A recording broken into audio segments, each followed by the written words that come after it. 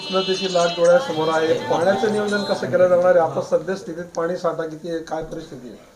हे जवळपास महाराष्ट्रामध्ये 35 ते 40% काही धरणांमध्ये 50% पर्यंत पाण्याचा पिण्याचा साठा व्यतिरिक्त पाणी आहे. आणि मला तरी असं वाटतं की पिण्याच्या पाण्याच्या माध्यमातून महाराष्ट्र राज्याचं या ठिकाणी नियोजन करण्यात आलेलं आहे. जवळपास आतापर्यंत मी तपास केला तर जवळपास 100च्या आसपास टँकर आतापासून सुरू झालेले आहे. आणि पुढच्या काळामध्ये पाण्याची पातळी जर पाहिली तर दिवसेंदिवस घसरत असल्यामुळे टँकरची वाढ होईल असं या ठिकाणी दिसतं आहे. किती टँकर लागतील असा अंदाज? मागच्या वेळेस या दिवसामध्ये 1600 टँकर होते, यावेळेस 100 टँकर आहे. भाऊ, जळगाव जिल्ह्यामध्ये वाघूर आणि हतनूर धरण वगळता जवळपास सर्व जे जलसाठे आहेत प्रकल्पांमधले ते 50%वर आले आहेत. गिरणा देखील चौथं आवर्तन सुटल्यानंतर 37%वर आले. काय नियोजन आहे? हे पिण्याच्या बाबतीमध्ये आपले आवर्तन सुटणार आहे नदीमध्ये. त्याचबरोबर आपलं शेळगाव बॅरेजबरोबरही पाण्याचं आवर्तन आहे. हातनूरवरून बी पिण्याचं पाण्याचा विषय आहे. मला तर नाही वाटत जळगाव जिल्ह्यामध्ये तेवढी पाण्याची टंचाई भासेल, पण तरीसुद्धा आपण टंचाई आराखडा त्या ठिकाणी मंजूर करून ठेवला आहे. मुंबईमध्ये जे आहेत 7 धरणांमध्ये 37% जल मुंबई माझ्याकडे नाही येत ना राजा, हे नगर विकासकडे. भाऊ, जळगाव जिल्ह्यामध्ये येत्या रविवारपासून उष्णतेची लाट येण्याची शक्यता प्रशासनाने वर्तवली. काय सूचना दिली? नाही, त्याच्याकरता आता बैठक लावलेली आहे उद्याच्या दिवशी कलेक्टर ऑफिसमध्ये. आणि मला वाटतं 29ला बैठक लावलेली आहे.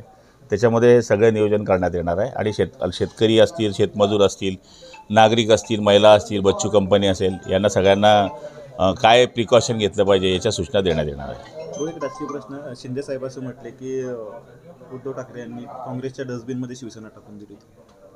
उद्धव साहेबांच्या बाबतीमध्ये शिंदे साहेबांनी जे बोलतो त्यांचा इथे मांडलेला विषय, त्यांनी मागच्या काळामध्ये सुद्धा हे सांगितलं होतं की ज्यावेळेस बाळासाहेबांनी स्वतः म्हटलं होतं की ज्या दिवशी आम्ही काँग्रेसची घरोबा करू त्या दिवशी आम्ही आमचं दुकान बंद करू. खरं म्हणायला गेलं तर काँग्रेसबरोबर जाणंच उद्धव साहेबांचं हे चुकीचं होतं, हे जनतेने सुद्धा मान्य केलेलं आहे. भाऊ, विधिमंडळाच्या आवारात त्यांनी हरामखोर असा शब्दप्रयोग केलेला आहे.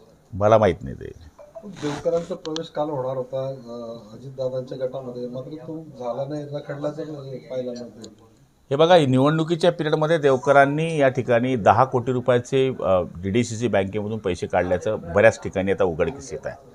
निवडणुकीच्या पिरियडमध्ये असे अचानक 10 कोटी रुपये श्रीकृष्ण संस्थेच्या नावावर काढणं, मला तरी असं वाटतं की कॅश इन हँड ठेवणं हे फार चुकीची बाब आहे. मी निवडणूक आयोगाकडे सुद्धा याची तक्रार करणार आहे, अँटी करप्शनवाल्यांकडे सुद्धा तक्रार करणार आहे. आणि मला हे माहिती आहे कोणताच पक्ष त्यांना स्वीकारणार नाही. कारण की जिल्हा मध्यवर्ती बँकेमध्ये घेतलेलं कर्ज असेल, ते न फेडलेलं असेल, बुलढाणा अर्बन बँकेचं असेल, मजुरांचे पैसे खाल्लेले असतील, शाळेमध्ये जे कॉलेजमध्ये शिक्षक शिकवत आहेत त्यांचा पगार देणं नसेल, त्याचबरोबर तिथे जे 26 लाख रुपये भाड्याने ती बिल्डिंग देऊन ठेवली आहे, ती कायद्याच्या बाहेर असूनसुद्धा ती बिल्डिंग प्रेशराईज करून प्रशासनाला भाड्याने दिलेली असेल, या सगळ्या गोष्टींचा जर विचार केला तर कोणत्याही पक्षात गेले तो उनको अंदर जाना है भाई.